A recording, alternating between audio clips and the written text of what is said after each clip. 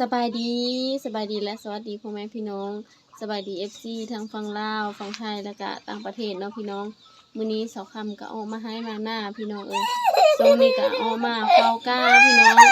ฝนก็ตกแล้วพี่น้องช่วงนี้เนาะมื้อวานนี่ก็ฝนตกจับเป็ดมาหน้าแน่เนาะพี่น้องเพราะว่าอยู่เฮือนหั่นน่ะเวลา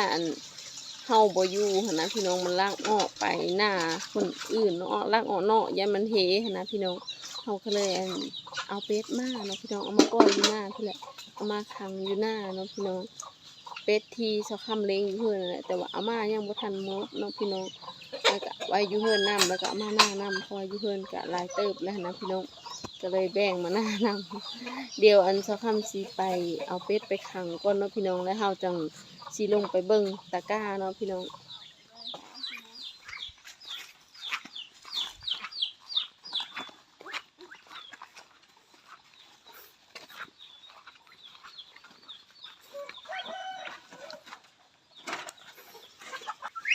เป็ดก็ขนาด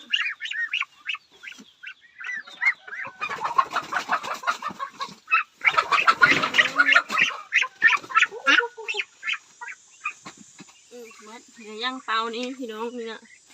เปล่าละตัวนี้4 ตัวตัวนั้น3ก็เป็ดทั้ง7 ตัวเลยพี่น้อง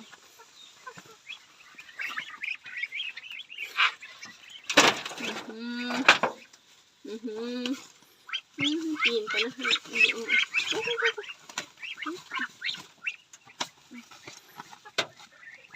นี่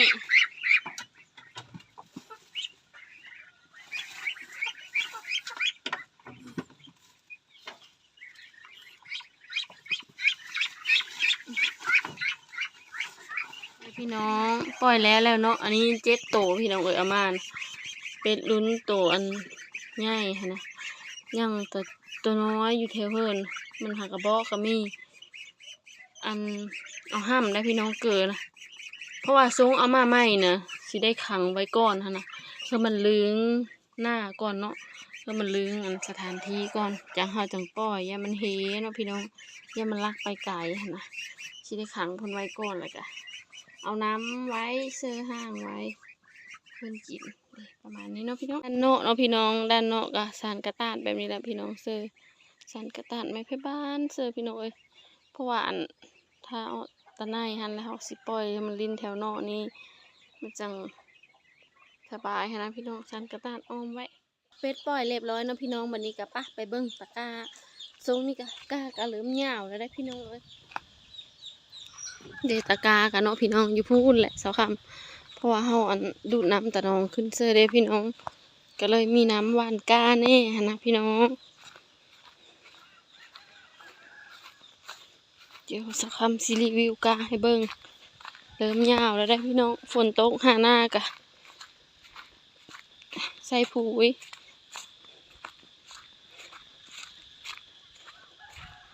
ฝุ่นลายพี่น้องแถวให้นากะ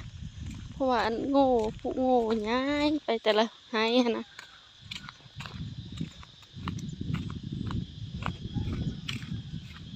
แต่ละมื้อแต่ละเว้นก็เอามาเฝ้าก้าพี่น้องสาวคำทรงนี้เนาะเด็กพี่น้องประมาณนี้เนาะแต่ว่าเขายังชิได้ว่านตื้มอีพี่น้องยังบ่ได้พอได้ยังชิว่านแบบกาน้อยอีกนะพี่น้องตัวนี้ว่านก่อนเอาลงดำหน้าทางลุ่มพูนพี่น้องปีนี้ว่าน2 ไฮเนาะยังชิได้ว่านตื้มอีฝนตกเมื่อคืนนี้พี่น้องน้ำอั่งอยู่ฝนตกแห้งเติมเมื่อคืนนี้พี่น้องยาวเติมละกาก็เดี๋ยวเขาจะไปเบิ่งไฮนั่นก่อนพี่น้อง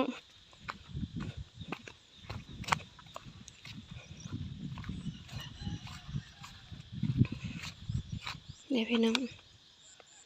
แถวนี้ก็เขี้ยวงาม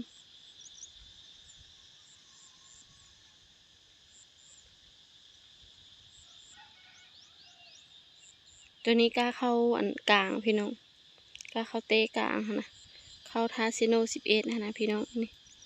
ลงไปดำแถวลุ่มแถวรองน้ำหมดละบนนั้นบริวารใส่เนาะเพราะว่าตอนดูดน้ำใส่มันน้ำบ่พอนะพี่น้องน้ำนองสะแห้งก่อนเนาะ วันนั้นบริวารใช่เลยหวานแต่มองนี้เนาะตอนนั้นมันบ่มีน้ำมองนะน้ำบ่พอดูดเอาพี่น้องเพิ่งกล้ามากะเริ่มยาวแล้วเนาะพี่น้องกาเสาคำกะเพราะว่าหันเฮาว่านได้ทีนึงได้เด้เนาะพี่น้องเมื่อคืนนี่กะฝนตกแน่พี่น้องเอ้ยแถวบ้านเสาคำนะฝนตกอันแห้งเติบพี่น้องเอ้ยน้ำกะมีแดเนาะแถวตะกร้ากับพี่น้องช่วงนี้กะมาให้มาหน้าพี่น้องเอ้ยเสาคำกันเนาะอันช่วงยามฝนเสาคำมากได้พี่น้องอันเพราะว่าหากินก็ง่ายแน่เนาะพี่น้องแถวอันหาหน่อไม้บงก็พอได้หาหน่อไม้ก็อ้อแล้วหน่อไม้หยังก็เนาะพี่น้องช่วงนี้ก็เฮ็ดก็เริ่มอ้อแล้วเนาะพี่น้องหาเฮ็ดหาหยังก็พอได้ช่วงนี้เนาะอันช่วงยามฝนหั้นนะพี่น้องเสาคำก็สิขอจบคลิปส่ำนี้ละต่อไปก็ฝากกดติดตามเสาคำในเด้อเพื่อเป็นกำลังใจให้เสาคำเฮ็ดคลิปในต่อไปเนาะพี่น้องสำหรับคลิปนี้ก็บ๊ายบาย